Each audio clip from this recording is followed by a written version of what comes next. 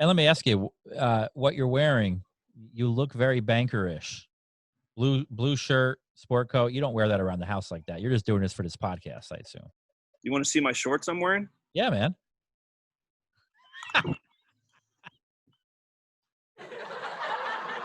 I love it. Look at that. You know what, Eric? At least you're honest. There are just too many commercial loan brokers that don't have a damn clue of what they're doing. All we're trying to do here is better the industry for everybody. At the end of the day, you can make great money in this industry, but in the end, it's all about helping people. You know, people always say, Kris, how can I be a successful broker? It's 2 words, hard work and dedication. If you don't like talking to people, you probably shouldn't be in this business. Hey, everybody, welcome back to the CCTG podcast, Entrepreneurs in Finance, and where we explore the daily lives of graduates, lenders, and everything else in between. And today we have another special guest, former CCTG graduate, Eric Vermilion. You see all that big crowd that we have here, Eric? Eric is with USA Biz Loans. Eric, long time no see. Yep. I remember when you attended class, and the first thing I'm going to say is we just sent you a check. Yeah, you did. We literally sent you a check, my company, Prime Commercial Lending. So it's good timing, right? Well, thanks for sending me a check. Yeah, that's always fun. Yeah, it is good timing. It's always nice to celebrate. And it's been a fun ride, right, so far? Yeah, it's been interesting. Yeah, absolutely an interesting ride. I'm very excited about this interview because you are going to be, even though we get a lot of them through here, in terms of this podcast, you're the first ex-banker we're going to interview.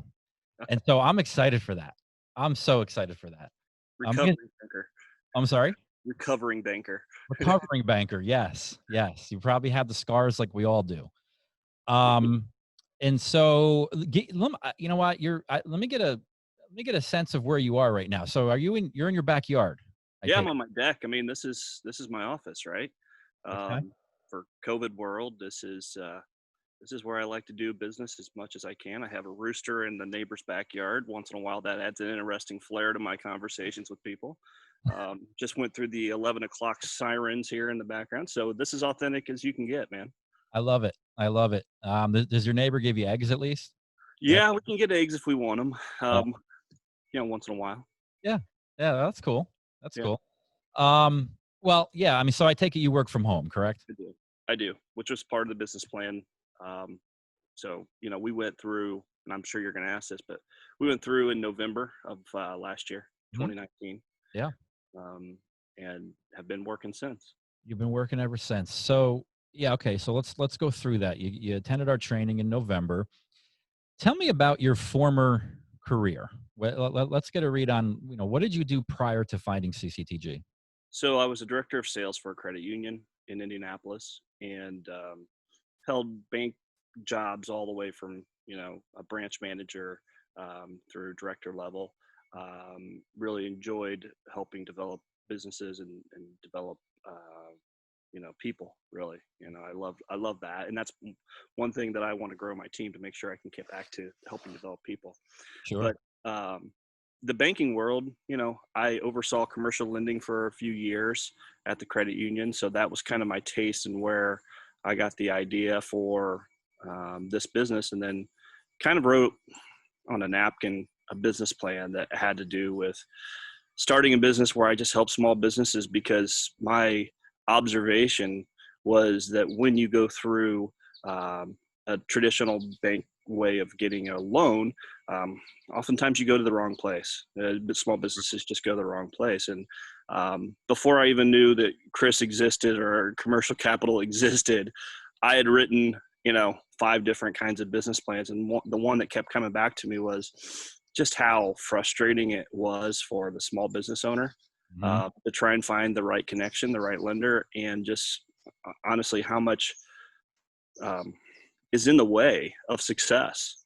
Right. And if you could figure out a way to make it more acceptable for them to find the right partner, there's a business in that, and there's a quality, and there's an opportunity there. So I wrote this business plan out, and then I started like, well, how the hell do I do it though? Was the title of your business plan to say yes more than I say no? Yeah, I mean, really, you know, it sounds silly, but 50% of the deals that we turned down Mhm. at the credit union, I Mhm. was pissed off about. I bet. Like, come on. I mean, this is Kris. He's going to pay us back. This is an obvious. We should do this, and not to talk bad about my former employer. Yeah. It's every lender. As I've Well, done. it's every banker. Every small business banker faces the same thing. You're one out of thousands, right? Yeah, right. So, and what's funny is when you're in your little shell in your silo, you don't realize it's one of thousands. You just think, man, maybe if I go to a different bank, what if I work for a different employer? What if I do this? And the truth is, they have their specialties. They have the things they like. Bill on the committee likes this type of loan at this place, but Bill at this bank likes this kind of thing, and it's the same thing, but one will say yes and one will say no. You're just And recirculating. That's all yeah, it is. it's recirculating. So that was the genesis of my idea. Was number one, I don't want to work for corporate America. Mhm. I love my experience and all the things I learned, Right. but I also have always had this desire to be my own boss and to run my own business. I've made a lot of money for a lot of people, over the years, and worked Mhm. for the big boys, the Chase of the world, all the Sure. way down to a credit union. So I've kind of seen all between.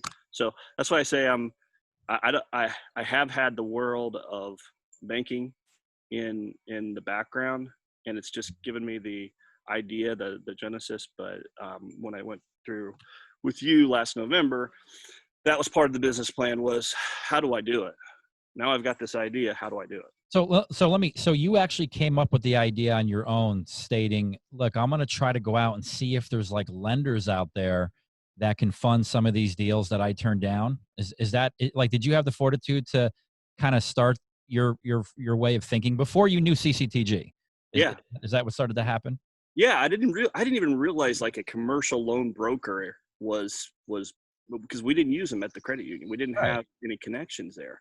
Right. Um, so yeah, I just kind of was, you know, and I can't remember which book I read, but it was like, sit down with a white piece of paper and a Mhm. pen and go through all the things that you've witnessed through your career that was a inefficiency, a problem that you could fix. Right.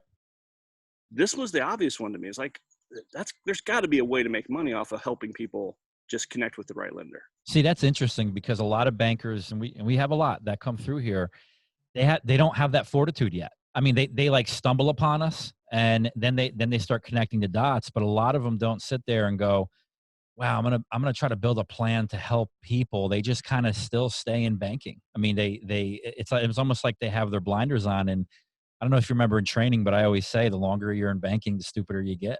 I mean, because you're I was just getting pretty dumb, man. but that's awesome that you had that fortitude. So here you are at the bank, and now here's an interesting question. Have you ever have you ever been prospected by a commercial loan broker to say, "Hey, Eric, if you can't do some of your deals, send them to me," or that just you never ran across anybody like that? No. Never before. I have since, Oh, no, no, no. I mean, before though, when you were a banker, have you had a broker approach you and say, never had one.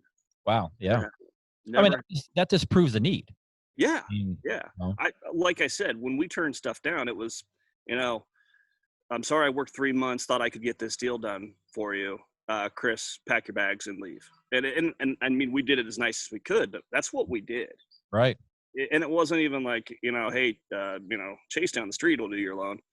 We didn't know. right. That wasn't our role. That wasn't our job. It was 3 months of fighting for a deal to get it done. And then it either got done at committee or it didn't. And if it didn't, then you spent 3 months trying and you start over. And did you have scenarios where you had existing clients, you knew these people, you maybe bought product or ate at their establishments where they're coming to the bank to either grow or let's say they have a credit line at 500,000 and now they're growing and they need 1 million, and have you been in that position working at a small or big bank having to say, "Gee, I'm sorry, we can't do it because the banking constraints." So in other words, you're in a position to say no, which is essentially squashing their growth. Oh yeah, yeah. I mean, there are constraints on size of loan. So, I worked at a relatively smaller credit, mid to smaller credit union who Right. is mostly a retail, you know, you have your checking account, you get your mortgage there Right. type of business that also does some commercial lending, sometimes more than others, depending on the state of the economy, the state of everything that else goes into whether whether a bank really wants to do business or not at the time. And we would, the way, my job as a director of sales is to develop those long-term relationships with folks. And Kris, you started your business and we helped you with, maybe we helped you with a HELOC to get money to start your business. And then the next thing you need a $300,000 piece of equipment, and we do that. And Right. then it gets to, now we're ready to buy a $5 million building. Well, we're going to have to take this to committee. It's no longer me and my boss making that decision. Yeah. Now it's 5 other people. And this is not, like I said, if anybody who worked with me before, this is not a downcast on who I worked for. Right. It is a common issue that happens. And a lot of the referrals that I get in the business plan that I wrote Right. was, hey, you've now outgrown your partner and you need somebody who, that 5 million is at the bottom of where they start. Sure. And so you've got 10 years of growth with that partner that I introduced you with. Got it. Yeah. It's a struggle. I mean, I think all of us that have been in banking have, experienced that to some degree.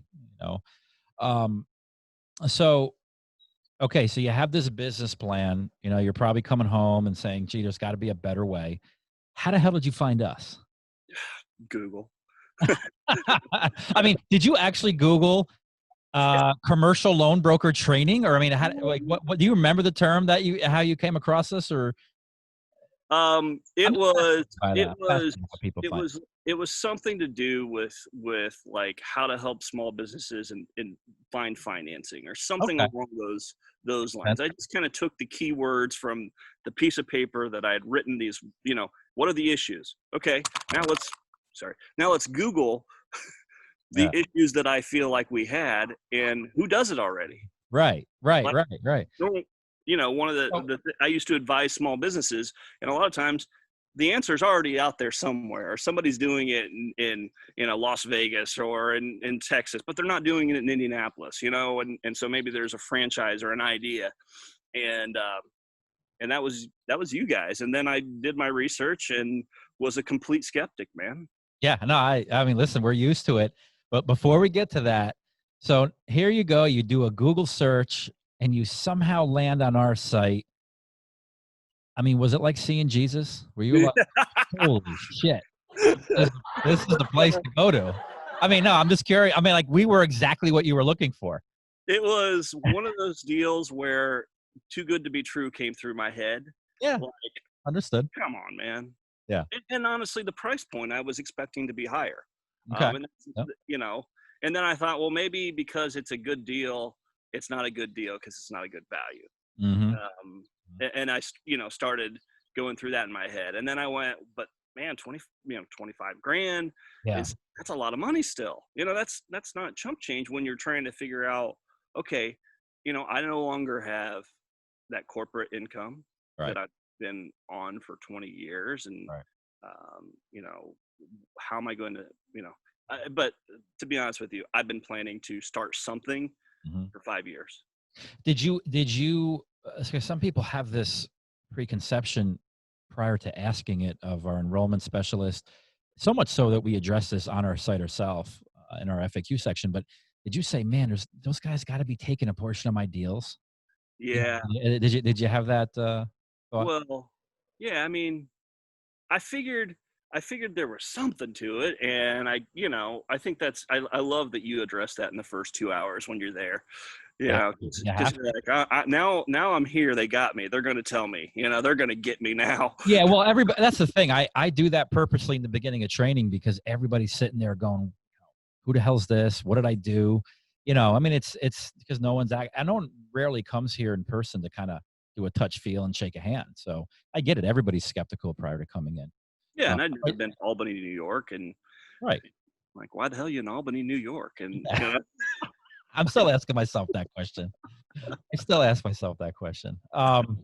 Yeah, I mean, the biggest complaint we have with graduates when they come here is like, there's nothing to do, because everybody thinks like Albany's this big, robust place, and it's a lot of government here because it is the capital. But like at the end of training, everybody's like, all right, let's go out and party, and it's like, there's yeah, not. but by the time you get up that big hill outside your place, you're like, I'm done. I'm gonna have to go home and ice my ankles. I know. And now we moved about a block further down into our new office, so there's even a further walk when that type of activity comes back. So if you're into hiking or exercise, then that's a good place to go. Yeah, just don't go to Jack's, and then you have to walk up that hill with a full stomach. Yeah. So tell me your first, day one, Monday, as you know, it's a full day when you come through here. As the days progressed, what were your feelings like compared from like Monday to Friday at the end of the week? So let's do the day before I got there and then through that, because I think it's talk about it then. All right. So I flew. So I'm 6'4", built like an offensive lineman. And did you play football in a previous? I played a year in college. Okay. Small college. Yeah. Anyway, so I get my the best deal on a flight to Albany, New York. Just hit accept. It's like $250 or something. Like, yes. And I walk into the plane and it's made for somebody who's at least 5'10" or 5'8". I don't know. And it's one of those where it's East Coast jumpers or whatever you would call those small planes. And so I get in and it's one with 2 aisles and then one, and I get the one, and then my head's like this for 2 hours, 2 hour flight. You get the middle seat? I tried to get the middle seat, but I got the one that's the single row. Well, because it's so small, you're like, if you're tall, something like this. Yeah.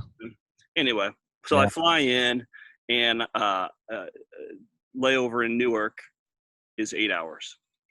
It was supposed to be 3, and of course it's Newark. And I hate Newark. I hate Sunday. I spent all day Sunday in Newark, and got into Albany at 11:30. Got to the hotel at like 12:30, and then I'm like, so nervous for what the heck did I get myself into? Yep. I'm sure I know I've done all my homework on this. There's all these nice people on the internet that say good things about Kris and his crew, but I'm sure I'm just getting screwed. These are people who are paid for or whatever. I have all the skeptics things you can think of. Sure. I'm a banker. I've saw, in banking, you see people get screwed over financially, and you hope to learn other lessons. And I felt like, man, I think I've taken all those lessons and just thrown them out and put 25,000 on the line here. And so I go to sleep for like 2 hours. I couldn't sleep. I was so nervous. And I walk across the street, and I go into the building that's just north of where you guys are actually. And it's like a state run place. Like there's state government in this building. Yeah. And I'm trying to get on the elevator, and the guy's like, "Where's your credentials?" And I'm like, "I don't know. I'm just here for a training." And wait, so you went to the wrong building? I went to the wrong building. Yep, I went to the building one north of you. Yeah. Tried to get on the elevator, and some guy stopped me. It was like, "This is government use." I'm like, "But I'm supposed to go to this floor, the 10th floor, or whatever." And he's like, "I think you're in the wrong building." Okay. So already flustered, already, layover in Newark, already thinking I'm going to get screwed over, thinking, oh, maybe there's just not something here. I went to this building that I was supposed to go to. And anyway, so this is all right before I meet you for the first time, Kris. Yeah, I love Go up the elevator in your building, your old building, and walk into class. And the first day jitters of high school or elementary school, in my stomach, sit down. And I don't know if you remember this, but you walked in and you started talking. Do you remember what I did? I you know what? I don't. I apologize. Okay. Well, did you get there early, or were you like a latecomer? Of course I was late. I went to the wrong building. Okay. So like, was everybody in the room already, or were you just? Everybody was in the room. So there was 20 in my class or so around the table. Yep. So I got like the squeezed into the far corner and sat down. You didn't get the seat that you wanted, just like on the plane. Yeah, You know what I mean? Didn't get the seat I wanted. Felt like I was doing this. Yeah. Fat guy in a little coat kind of thing, just squeezing in. Anyway, so sat down. You weren't coming in, so you came in like 5 minutes after. But I sat down and you walked in and you started talking, and I just started laughing, man. And it wasn't like a gregarious laugh. Yeah. It was just I was chuckling to myself, like, thank God. Thank God. Yeah. I mean, this is real. After going through all that bull crap to get here, There's that guy. And I know people. What's that? I said, you're probably thinking, well, there's that guy on the website. Okay. Yeah, there's that guy. He's a real person. Yeah. He's a real person. So I sat down and I just laughed. And I think I told you later, I'm like, dude, I gotta let you know. I thought it was a scam. Yeah. I thought I had lost 25 grand, had literally written that money off as wasted, tried it. You know what? Back to the drawing board. Yeah. I still had my business plan. This wasn't going to be what it was. And then of course had, 7 days of awesomeness.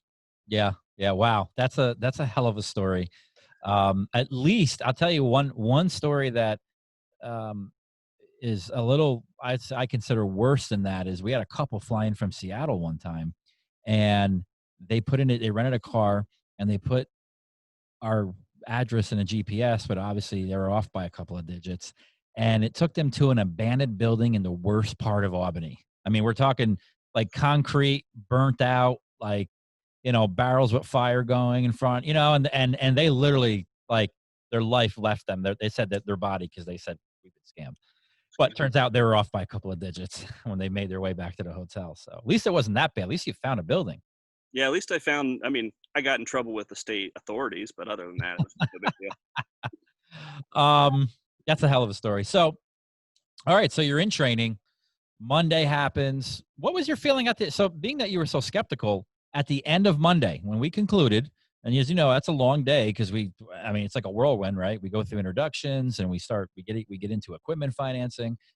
At the end of that, when it finally concluded, what were your thoughts? On a Monday. Yeah. After the first full day of training. I had thoughts of, let's go out with some of the people that I'm meeting here for the first time and have some drinks or something. I was so mentally tired. I just went back and crashed. I was like, you didn't sleep the night before, right? I didn't sleep the night before, and that was a ton of information you dropped on us that first day. Yeah. It was normalization of just the week and what you were going to be. Okay, like you start going, well, how am I going? I went from the problems of when this is a scam, how am I going to get home because my flight's next week to holy cow, there's a lot of information here that I'm going to have to open up my mind, calm myself, be in the moment, take great notes, pick and choose what I'm going to need for 2 months from now, 3 months from now, 6 months from now. Mm-hmm. And how am I going to document it?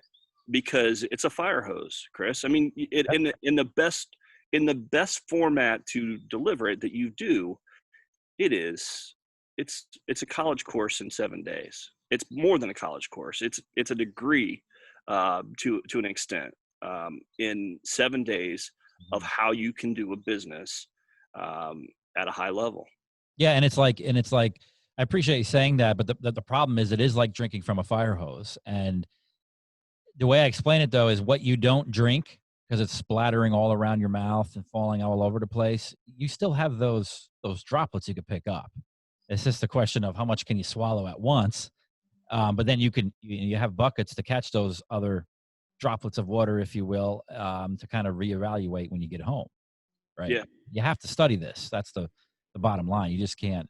We're not going to say you're an expert when you leave after 7 days, but it requires you to put the effort in and retain and look and reevaluate and look at what the information that was presented to you. Otherwise, you're never going to retain it. No, what you get is a confidence in your first conversations after you leave there. Mm-hmm. That, oh yeah, I remember Kris saying something about that. Yeah. So at least I know there's something out there for them. Yeah. Now, am I an expert on that? Hell no. Right. Guess what? You're not going to be after a couple of years, probably. Yeah.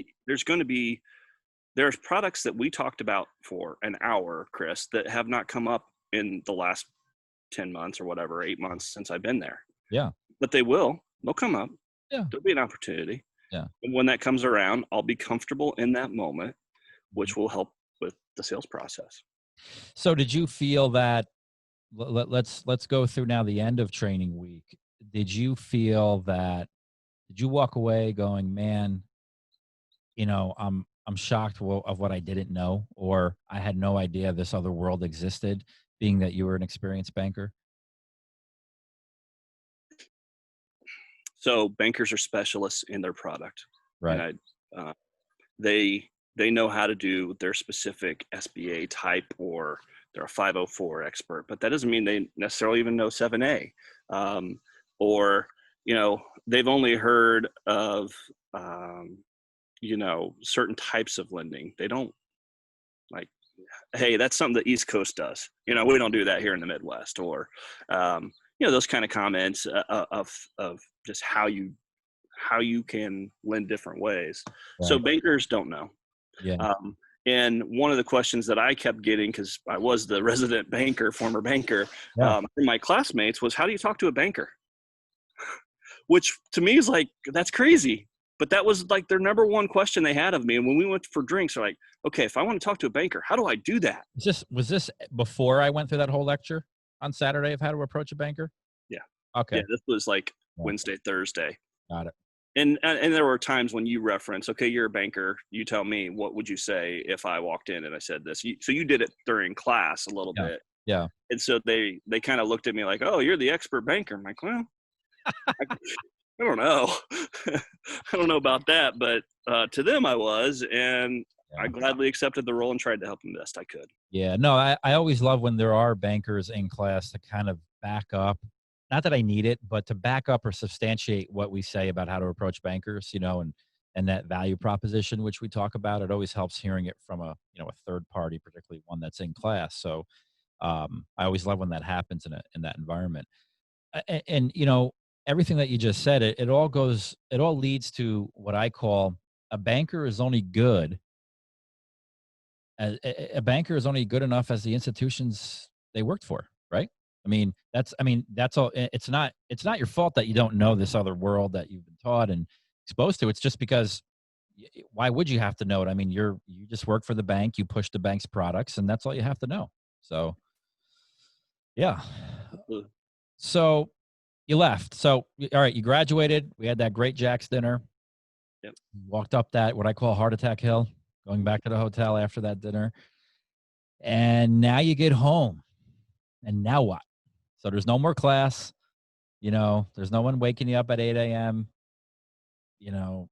Just keep going and telling you all these things. And now it's like, okay, day one.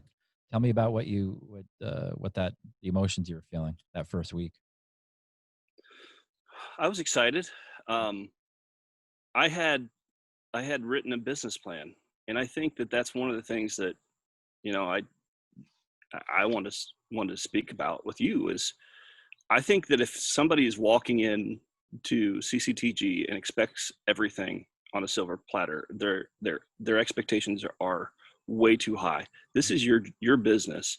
And if you don't walk in there with a business plan besides Kris is going to tell me what to do and I'm going to do it, then you're not a small business owner. You're trying to be just like you were at a corporate job where you showed up, they said, this is your goals, this is your one product, this is what you do.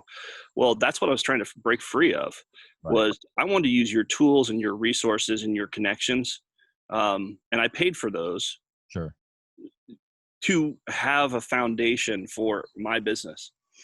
And so I knew what I was going to do because my business plan was phased. And I knew my first phase was to really announce my business to partners who I had former relationships, either former employees of mine or bankers that I knew in the industry, right. That I was going to attack those and build those relationships in a new way.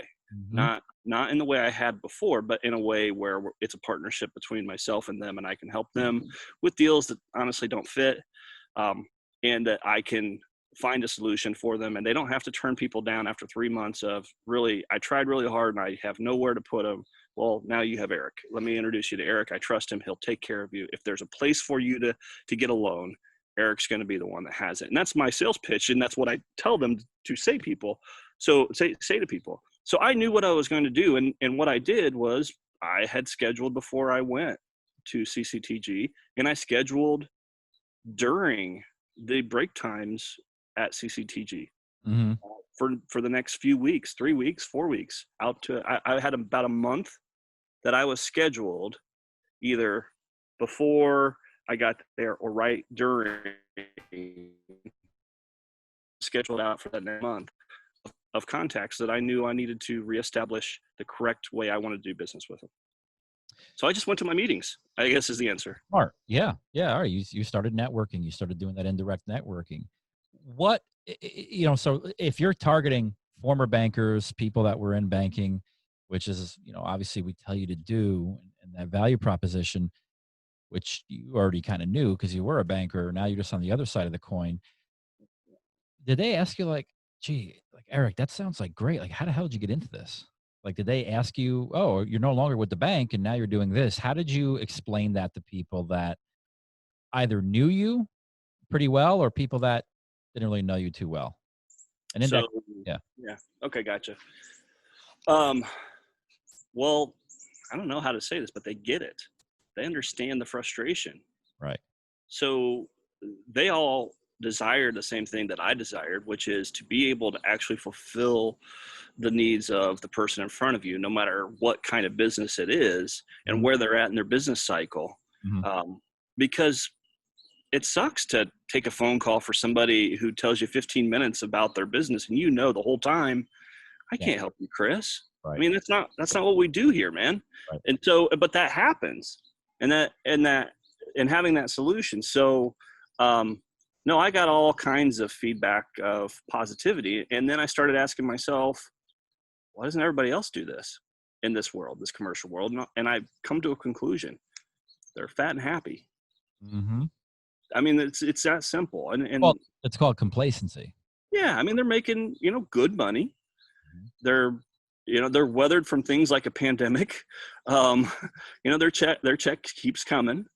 So there's security, and that's what kept me on the corporate world for all those years. Right. And I think until you have some life-changing type things that happen in your career to where you're just done and it's over, Mm-hmm. and Burnt out, yeah, and it's got to be so convincing to you that nothing changes even if a pandemic comes.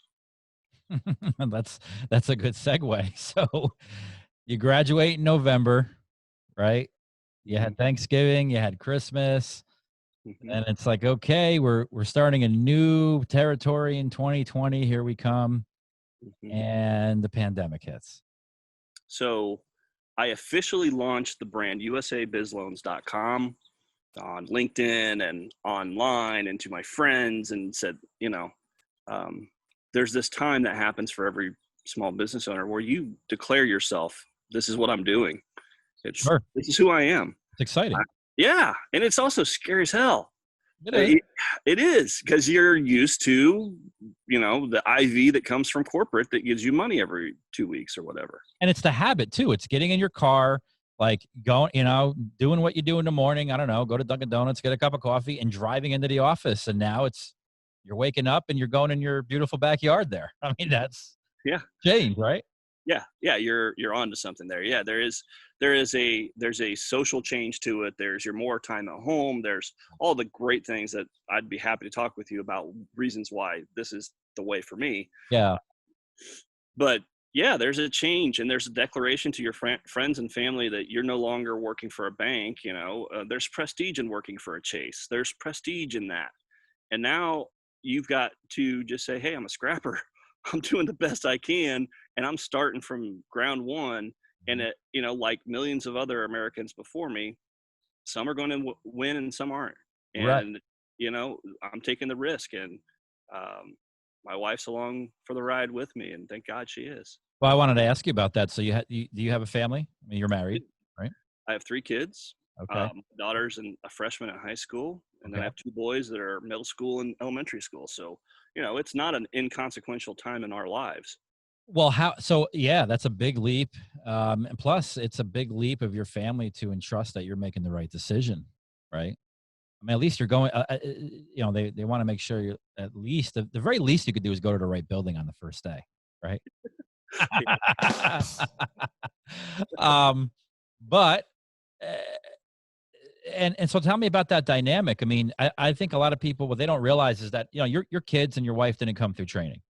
Correct. At least I don't think they did. So how hard it was it to? And I always encourage not so much the kids, if you have kids that are 8 and 10 years old, but I'm talking about like spouse. I always advocate, even if your spouse is not in the business, she should try to go through training because she'll appreciate the challenges and excitement that's going to be that you're going to face when you leave here. Otherwise, it's like, oh, you went to you paid all this money to go to a 7-day training. They don't really get the appreciation for what was taught. And so how was that dynamic, being that your wife didn't come through training? My wife owns her own business. Ah, okay. She knew. She knew that it was not. I mean, like I said, this has been a 5-year plan. It's a family plan, right? Yeah. It's not a Eric plan. It's not. It is. You keep your costs low. Mm-hmm. You expect to make no money for the first year, Mm-hmm. and you plan that way. Mm-hmm. You make sure that you've got cash flows. For me, I've got rental properties. Okay. My wife has her business.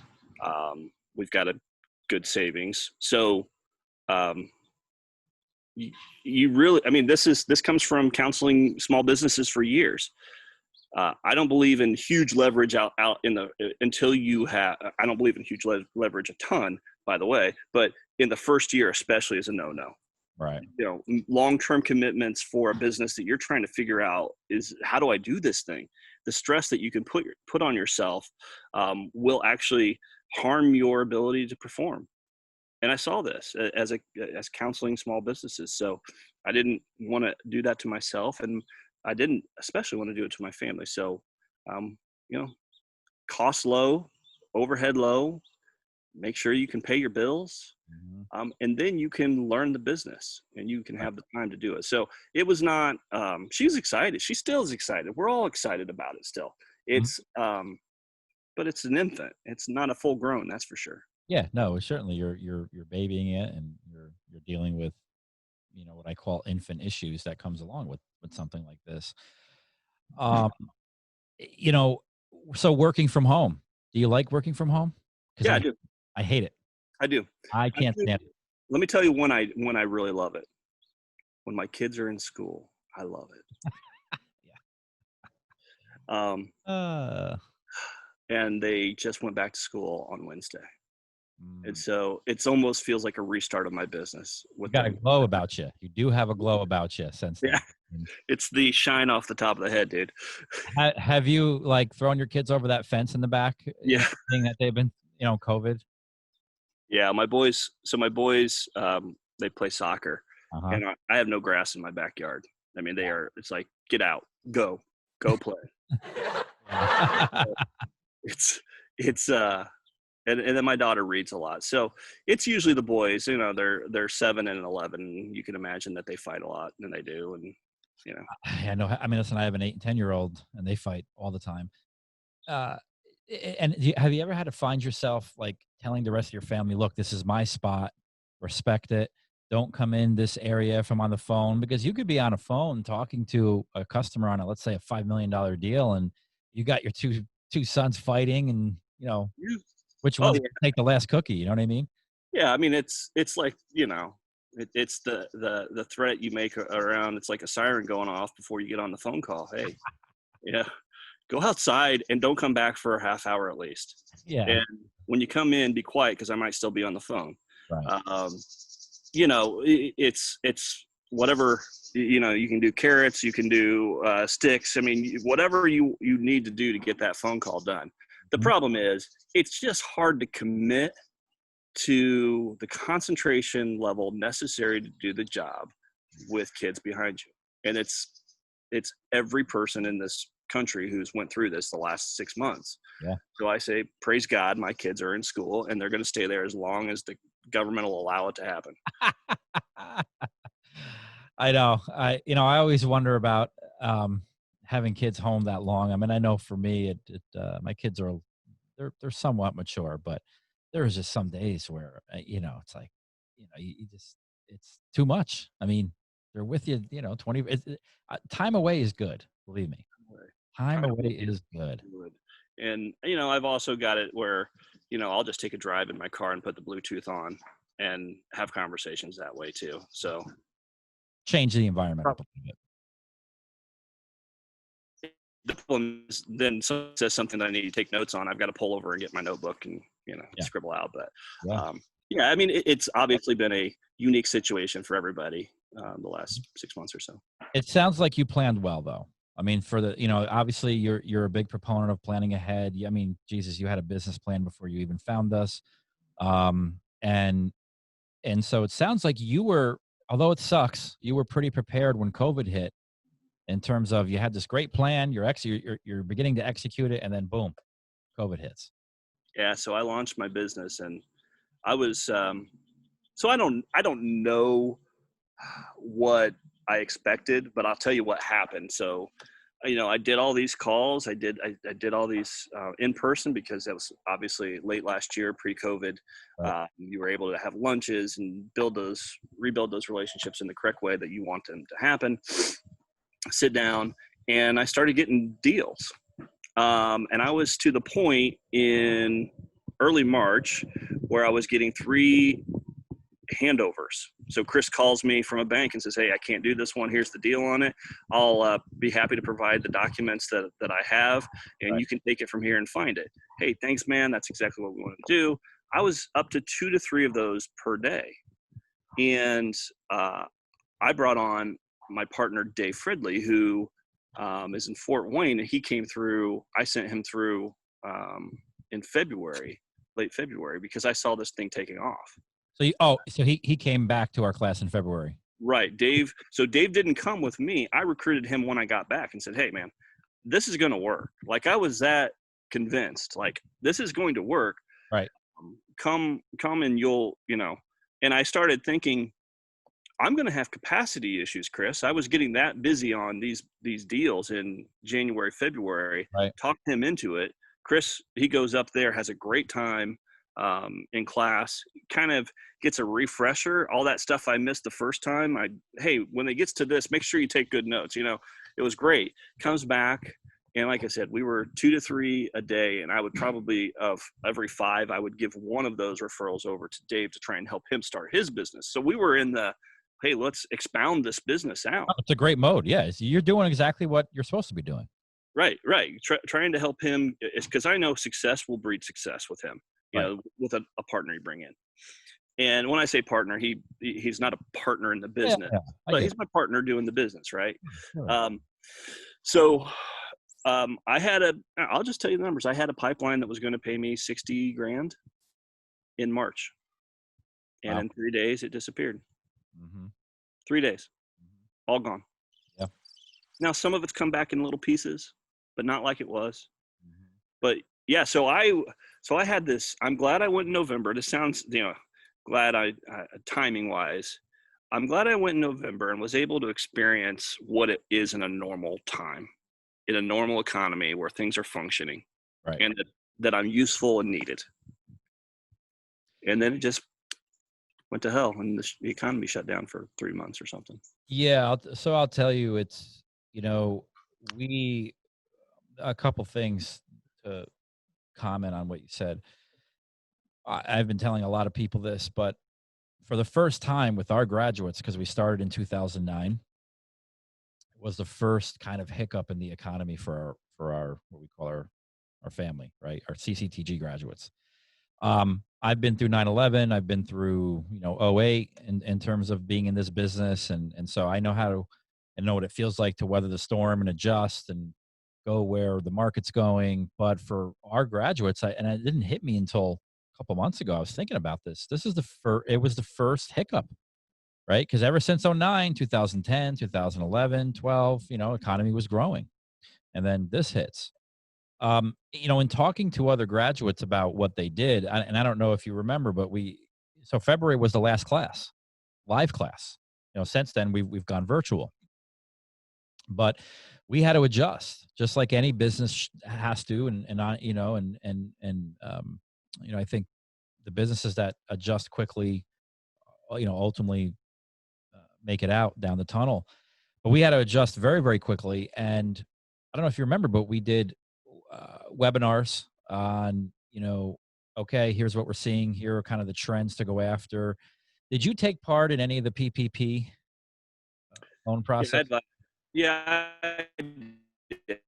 I mean, I advised clients through it, and it was a lot of the clients that I was working on for those loans that went away. They turned into, now we need to survive, instead of take this expansion loan or whatever, or buy this building or whatever it was. Right. So it became, okay, there's no money in that. It's not you do that because you're in this industry, you understand the industry, and you have connections, and that's who I am and what I got into this to really help small businesses. And it was a good opportunity to prove that's what you're willing to do. And even though you're not making much money or any money at doing it all. Right. Yeah. We coach people through it. It was a crap situation, man. It was a crap sandwich for 3 months. Yeah. We had some graduates. I don't know if you heard the statistic, but our folks processed, or our graduates generated about 190 or so $190 million in PPP loans. That's awesome, man. So a lot of graduates kind of flocked to it. We had guys that were just doing real estate. We had guys that were just doing, equipment financing. And when PPP came about, some took advantage of it and some didn't. But it is what it is. So yeah. Okay. So 3 months of COVID and the effects of COVID. I know it affected real estate in some capacity, particularly on the loans that were sold to the secondary market. A lot of lenders that sell to the secondary market. Secondary market kind of slowed down for that time frame. Obviously you lost. You said you were set to earn about $60,000 with deals closing. What about now? What are you seeing now? And I tell you that because obviously we just did a deal for you for my company. We sent you a check for doing so, a commission check. I believe that was a real estate deal, correct? Correct. Yeah. So, what do you? Obviously, things are opening up here and there. There's different opportunities, and we could talk about that. But what are you seeing in your business now? So fits and starts. Yeah. Really busy times to really quiet times. Mm-hmm. I would say 3 weeks ago, I had a week that it was like the 5 months had pent up. 2 to 3 referrals a day. Really working it, getting my partner Dave busy again. We've closed 2 this month. Expect another 2 to close next month. Okay. So those are survival loans, man. You know what I mean? Those are not like, hey, we're making hand over fist, but in a world where people are afraid of anything, everything, banks are afraid. There's just a lot of fear. It's a lot of fear. I think we're helping people, and at the end of the day, I feel good about that. And eventually, I'll make really good money doing this. I'm convinced of that. Otherwise, I wouldn't continue doing it. I wouldn't do it for what we're doing right now, right? I'm doing it for next year and the year after that's production. So what I'm seeing, I have a lot of, obviously, contacts with bankers, and I'd be happy to go into my conversations with them on what they're seeing. But there's a trend on the local bankers. I have more conversations with local bankers than I do the national bankers. And so you probably have more, just maybe the opposite. but there's a lot of them are taking applications, but really they're not so sure that it's going to get through underwriting. Right. But they're still taking the applications because everybody has the desire to have a big pipeline and be working something. Yeah. And then there's one contact of all the ones here in Indiana. There's a bank that is actually lending like it is pre-COVID, and they are stacked. Mm-hmm. They're working 300 deals with 4 analysts right now. Mm-hmm. Because anybody knows that's who is going to be open. And so the ones that are open are actually stacked up. Right. And then the ones, there's a lot of lenders looking to go to another lender who actually is lending. So there's a lot of, so it's in between on many different levels. So to me, though, that spells a lot of opportunity. I mean, it spells a lot of opportunity to go after those bankers. And, because as you know, not all of them are going to go through. I mean, even pre-COVID, right? But now, since people kind of have shaky feet, that just spells opportunity. And Eric, I apologize, but what state are you in? Indiana. Indiana. Okay. Are you guys kind of back to normal? Are restaurants open and other establishments? I think it's just like everybody. I mean, we had the first wave, and then everything seemed to be late June, early July. Oh, this thing's going to kind of be over mentally for people. And then you start hearing, oh, now it's everybody wears masks and, state mandate. And so in the numbers creep. So we're at 1,000 a day and we had got down to like 600 on the decline. Yep. And so it's kind of everybody's in this. When's it going to be over? Right.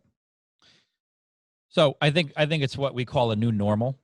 Obviously, until a vaccine is proven effective and we get back to somewhere where we were before. But to me, some things that you should be doing. I mean, look, I would always advocate for a face-to-face meeting with your referral partners, bankers, etc. But if that's not possible, Zoom, just like we're doing here. I mean, a Zoom meeting, talk about, we could have a coffee or a beer over Zoom and talk about the value proposition as much as, we always advocate do it in person, do it in an environment you can control. But unfortunately, if this is the best we have, we're seeing a lot of graduates do that. Say, look, let's just hop on a Zoom meeting and, I'd like to learn more about what you do. That's what I've been doing. I mean, we're doing. And it's not as numerous as it was before. It's just harder to get people to. It's much easier when people are busy, right, in their jobs, and not at home with their kids to get them to concentrate. It's obviously not as efficient as face to face, and it's not as effective. That being said, it's what we've got right now, and so I've been doing it. Yeah, and it's almost like you're starting over from November, right? Yep. I mean, like I said, you closed 2 deals. You're set to close another 2 deals in a month, and hopefully that will gradually increase for you as the months move ahead. And I've been telling everybody this. Now that the PPP money has run out, Congress stalled on revitalizing a package until September when they come back, and so now it's PPP's out. And, for a while when you can get free money from the government, essentially when PPP came out, why would you do anything else? Right. So even us, like our merchant cash advance program, we saw that dwindle down because who would take that when they can get, 1% non-recourse money and they don't have to pay it back. So all loan applications kind of went down, and that's why we advocated go after the PPP loans. But now that that's subsided, now it's people still need capital. I mean, especially restaurants are starting to open up, or they're doing it in a different way, like takeout. They still need capital, what I call survival mode. And then, people always say, Kris, what's after that? And I call it growth mode. So once we get to a new normal, I believe, a new normal, there'll be pockets of a lot of growth. I think, Well, people still desire to do business. There's no lack of desire for growth and for what they want to do. And a lot of business owners see opportunities, and they're going to get to the point where they feel comfortable taking those risks. Yeah. And they're going to need money for it. So yeah, I like it. Like you said, I feel like the worst is, you never want to say that, but the worst seems it was, March, April, May. Mhm. You know, I don't see the entire economy being shut down for the U.S. Yeah. No, it's Again. not happening either. I don't. So it's up from there, right? It's up. It's all up from there. You got 2 in the books, and you got 2 others that you're gonna put in the book. So, Right. Is that your neighbor mowing his lawn? Yep. Yeah. I mean, you would think he would know you're on this podcast to not mow his lawn. Yeah, I'm pretty sure that's what he's doing over there. All right. So here's where I want to segue into a part here where I wanted to ask you a few quirky questions and tell me your honest answer. All Okay. right. All right. You ready? Yep. Okay. What sucks about this business? COVID. That's a good answer. Let's just blame everything on COVID. Yeah. But I mean, like, I take your. What sucks about the Say again. No, I was going to say take your non-COVID. Okay. Without COVID, what sucks about this business? Because we could all sit here and everybody talks about how great it is and commissions and money you can make if you work hard, but what sucks about it? I can't predict yet when somebody's actually going to follow through. I don't know if I'll ever get to that. Mm-hmm. But I will have a good hour conversation with somebody who is excited about what they're trying to do. Right. We get to the point where we're going to collect docs, and it's crickets for weeks. Yeah. And what the hell, man? Yeah. Yeah. That kind of that frustrates you. That sucks. Yeah. But it's part of business, man. It's part of business. It's part of business. What sucks is not that much. Honestly. Not that much. You fight for everything. You it's complicated, it's hard, and those are all the things I love about the business. So I didn't, I thought about doing a mortgage brokerage.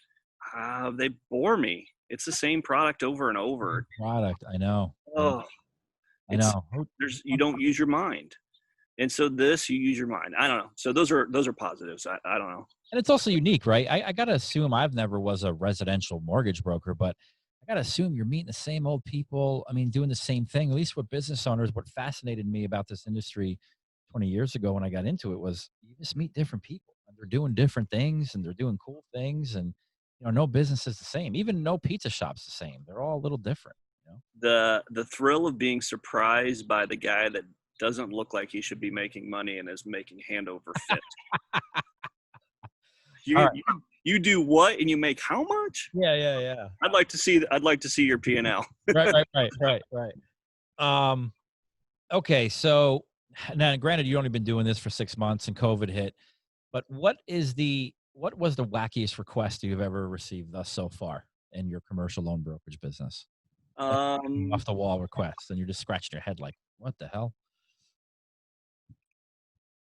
I haven't had anything that's crazy. Mm-hmm. I had fireworks suppliers, which I found really interesting. Just how much money do you guys actually make, and how? And this year was a bang up year, by the way. Yeah, fireworks people. Yep. Bang up, like haven't ever made this much money. Mm-hmm. So anyway, yeah, I mean, that was probably, I had lunch with him just because I was so interested in how the business worked. And, like, hey, how much money can you make if you do a fireworks stand and for 3 months? I got plenty of time right now. Yeah. So I don't know. There wasn't I haven't seen anything crazy interesting. That was the most interesting for me. And maybe you'll even leave that meeting with a few fireworks. Well, that's it. Take it home to the kids. Yeah, and piss off your neighbors. Yeah. If you could meet with somebody, if you had the chance to sit down with somebody for an hour, dead or alive? Yeah. Dead or alive, who would it be? Oh, it's easy. Elon Musk. Okay. Great answer. Yeah. Well, here's a prediction for you that you get. I mean, this is the internet, so somebody in the future can come back and look at this, but here's my prediction. You're looking at the Times Man of the Century in Elon Musk.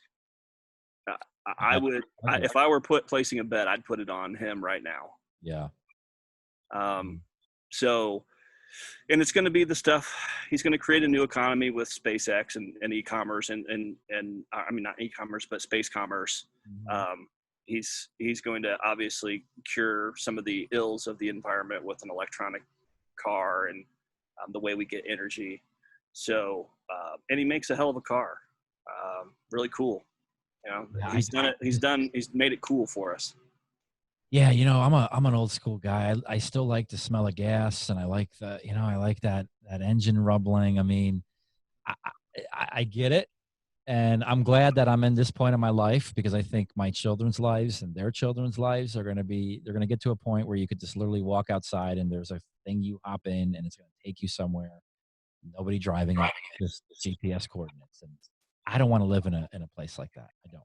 I love driving. I'm a big car guy, so I love driving. But But 0 to 60 in 2 seconds on a Tesla. So I'm just saying. hey, I listen. All the Tesla guys will remind me of that. You are right. You are right. But Yeah, it's I think that would be more actually. yeah, Mine would be for the space stuff. I think it's the yeah, coolest thing going on right now is his space stuff. great, great. All right. Well, let's segue into the part of ask me questions. Anything you want, off the wall. You got to know me a little bit at the 7 days you were here. Personally, business wise, doesn't have to be business wise. All What right, would you ask me? Any questions or opinions? I will. sure. Okay. All your businesses go away tomorrow. What do you do? They don't exist. They don't exist. That's a great question. Wow. Start another one. I mean, I'm an entrepreneur at heart. I mean, so are you asking if I wouldn't start a bit, if I couldn't start a business, what would I do? I'm saying your businesses Mhm. disappear tomorrow. They don't exist. It's just Kris. Mhm. Give yourself $100,000. What do you do? Start another business. I would find a way to start another business. Yeah. I have had a problem for working for people at a very young age. I learned that I don't want to work for people, if that makes sense. Yeah. There were some pivotal points in my life where things had happened working for an employer, and I'm talking about everything from flipping pizzas to, you know, just I worked at a men's shoe store at one point. Um, I had some incidents where I said I definitely don't. I know myself. I can't work for anybody. So if I had 100,000 and everything went away, I would find a way to do something else. Don't know what that would be, but I would find a way to do something else. So the 100,000 plus question is what would it be? And that's the hard part. And It that's what I struggled for 5 years to figure out. Okay, what would I do? And I do. I'm very happy that you obviously have provided this game plan, I guess, on how to do some of the specific parts of this. Mhm. So I think that is kind of mine. It was I asked that question to myself. What would I do? What would you Well, do? my answer was this. Your answer was this. So I Yeah. don't know what's next. Maybe start a rocket company. I don't know. Yeah, I would tell you that I enjoy doing things where I couldn't be in a business where I just sold vacuum cleaners, If I came up with like let's say the best vacuum cleaner ever, I couldn't be in that business because that doesn't excite me. I really enjoy being interactive and at the end of the day helping people. I mean, it's hard to argue. It's hard to say that you're actually helping people when you sell them a vacuum cleaner. I mean, yeah, Yeah. but I in the businesses we do, and it's evident of what we have here. We have a marketing company, we have a finance company, we have a training company. End of the day, we're helping people, right? And so that's the type of businesses I like to be in. So it would probably be something with helping people. I just couldn't like sell a product, and that's Yeah. you know, yeah, Yeah. No, I agree. yeah. Okay. So here's a business question follow up. Yep. So one of the ways that I think that we're going to have to, at least for the next 6 months, probably to get leads is through marketing and online and lead purchase and stuff like that.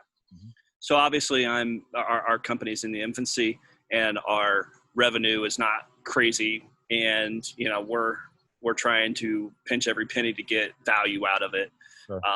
We have done little fits and starts of online, do a week here and spend $200 and see if we get anything and, this and that.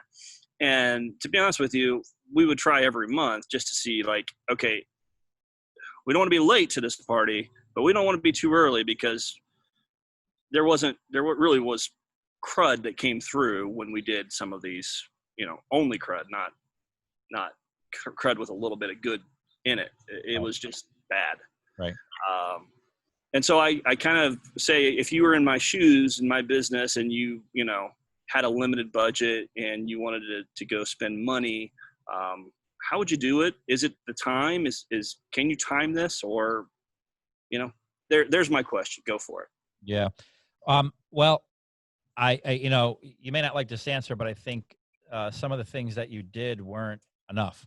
Meaning, you can't, any marketing campaign, you cannot start and stop after 10 days, 20 days, 30 days. You have to either save up, and don't do it right now, but save up for at least 3 months, 4 months to be consistent, because it's all about consistency, right? And that's what anything you see, whether it be direct mail, a one-time blast with direct mail is not going to work. Even if you do, you spend a little bit of money on AdWords and you shut it right down, chances are it's not going to work. And the other reason for that is, a lot of times in this business, you may talk to somebody, you send them an application, they may not send it back to you for 3 or 4 months. I mean, people are busy running their business. It's certainly a reality. And you have to touch people, right? 8 to 10 touches before sometimes things start to happen.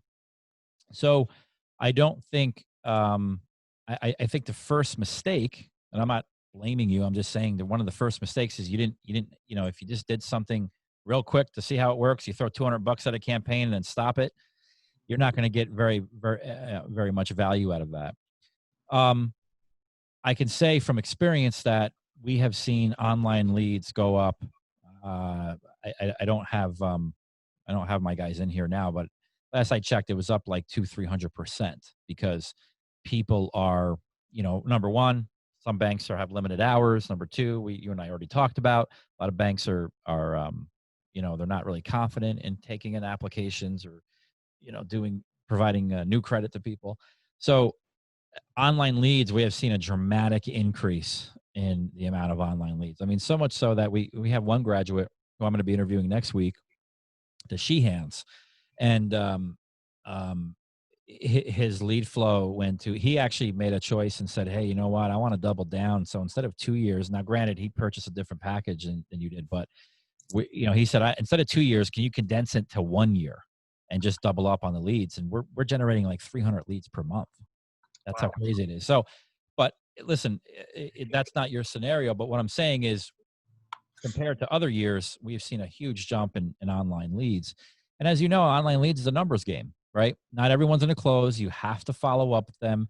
And the other thing is, it takes Google a little bit to figure out your best placements. So sometimes it takes, 20, 25 days to Google kind of figures that out when you put ads on the platform.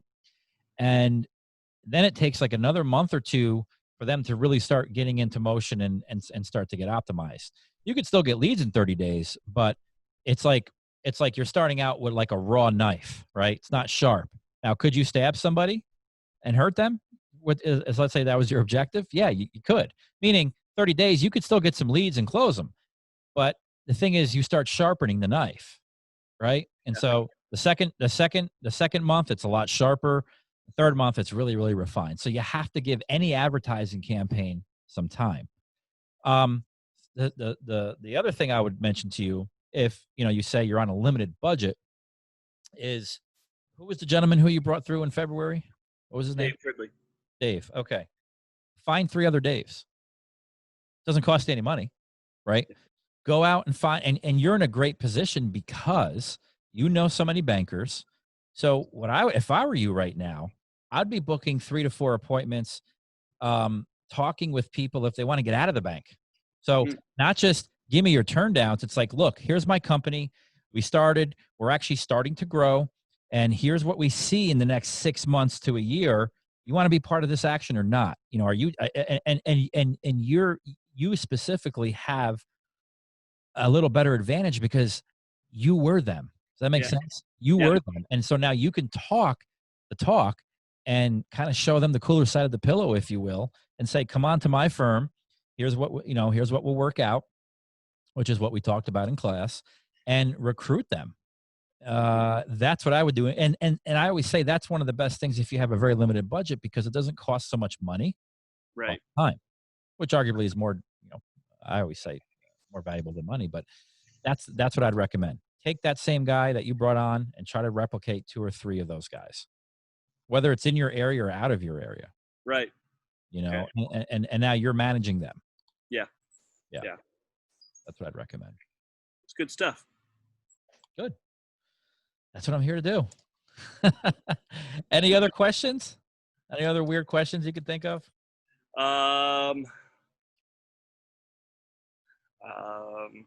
Man, no. I mean, I just can't think of anything I Yeah. want to know. You got any other plans for the backyard? I'm gonna remulch, Okay. so a little bit more labor in the back, but I have 15 fruit trees in the back here. Wow. Okay. And in May, because it's 2020, in May it got down to 26 degrees here. Wow. Killed all of the fruit. Wow. So I was going to be picking fruit in the next few months, but Not I'm going happening. to be doing that. So next year, You have to go to the store. gonna have to go to the store. And let me ask you, what you're wearing. You look very bankerish. Blue shirt, sport coat. You don't wear that around the house like that. You're just doing this for this podcast, I assume. You want to see my shorts I'm wearing? Yeah, man.